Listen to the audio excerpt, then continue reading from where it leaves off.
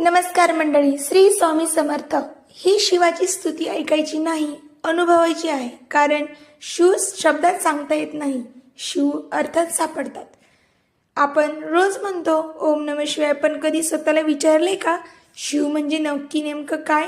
शिव म्हणजे विनाश नाही, शिव म्हणजे नकारात्मकतेचा अंत, विनाशाचा अंत.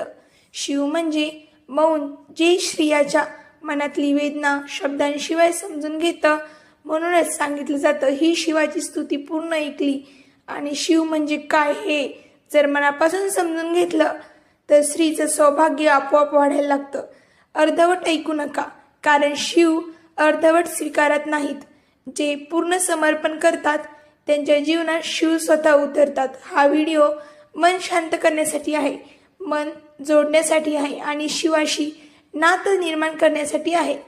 म्हणून हा व्हिडिओ पूर्ण ऐका, श्रद्धेने ऐका, शांततेने ऐका. कारण जेव्हा शिव प्रसन्न होतात तेव्हा सौभाग्याला कारण लागत नाही.